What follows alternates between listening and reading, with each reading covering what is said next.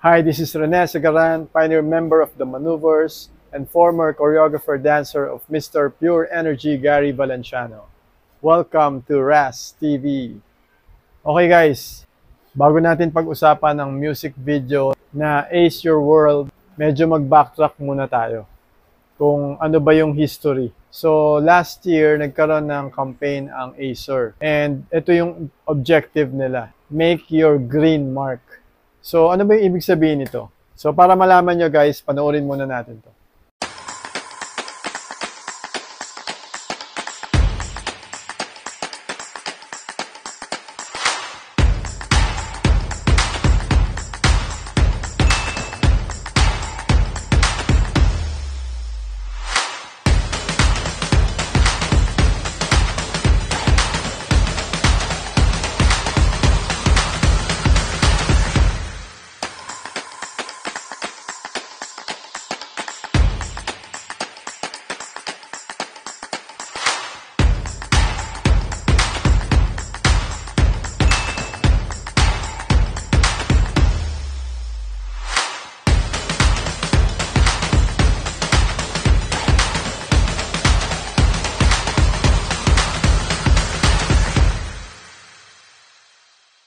Okay, so nagkaroon ng kanta yung Make Your Green Mark. Ginawa niya ng song no, ng SB19 and nag-record sila. Tapos nagkaroon ng event and nag-shoot din sila sa Tanay Rizal, pati sa Palawan. Kasama yung ibang artist. Tapos ang Acer gumawa ng laptop na eco-friendly. So yan guys, panoorin natin to ulit.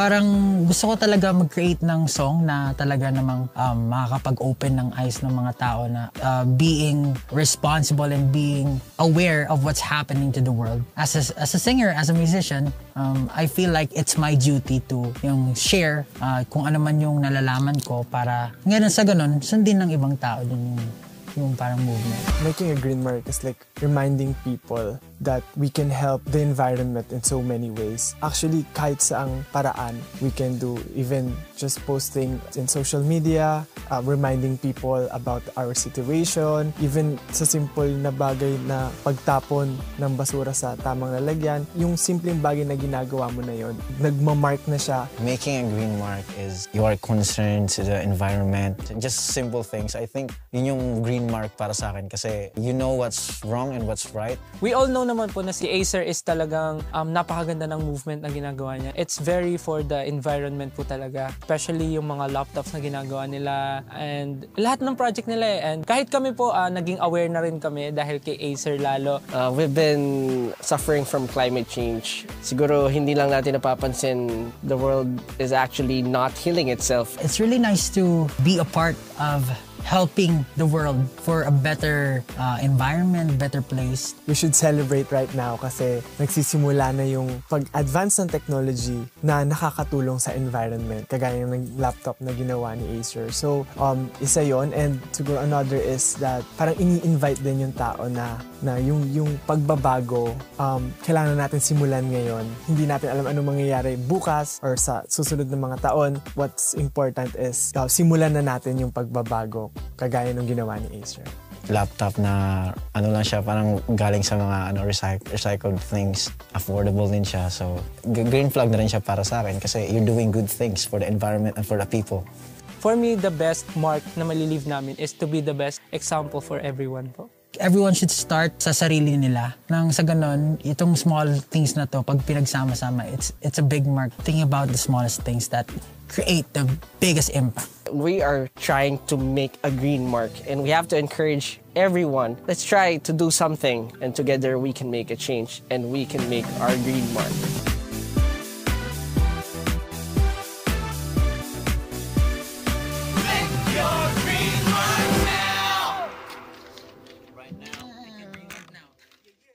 So ito na nga guys, no, nagkaroon ng 20th anniversary ang Acer.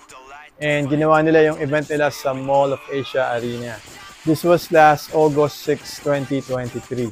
And syempre, gumawa sila ng music video. First collaboration to, no, with Popstar Royalty Sarah Geronimo, and P-Pop Kings SB19. So ang title nga ng song is Ace Your World.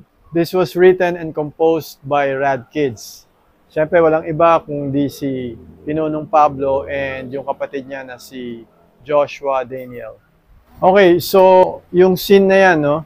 So kung makikita niyo yan, no, yung simula, parang nasirang city because of climate change, like yung mga earthquakes, storms, and other calamities. Tapos kung mapapansin nyo, no, yung pinaka-lyrics niya dun sa chorus part, parang sinasabi na ngayon na yung oras para gawin mo yung tama, no, para mabago yung mundo mo, yung buhay mo, nang walang pagdududa or walang pag-aalinlangan. And syempre, piliin mo yung light para makita mo yung lakas mo, yung strength mo, and mag-shine yung Holy Spirit sa'yo. So, yun yung parang message nung song.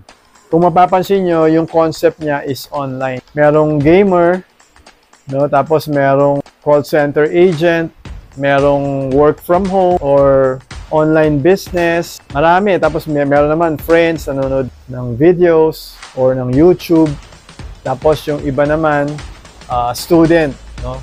Nagre-research, nag-aaral. Tapos syempre, no, merong choreography, may dance steps yung SB19.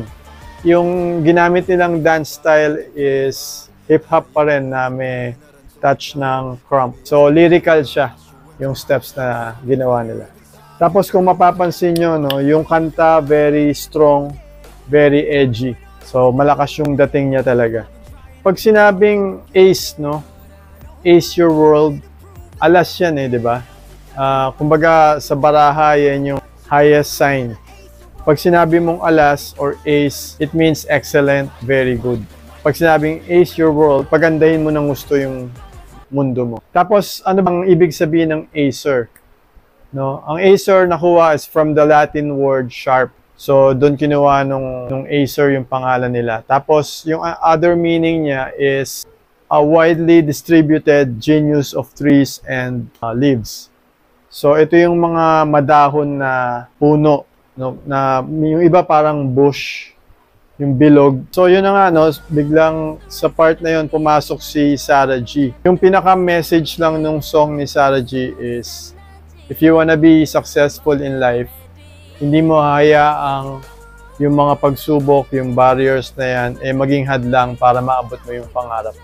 So, kung mapapansin nyo, dito sa bandang patapos na, parang yung dahon, yung mga leaves, umakyat sa katawan ni Sarah G. Tapos, pati dun sa mga walls, sa mga buildings.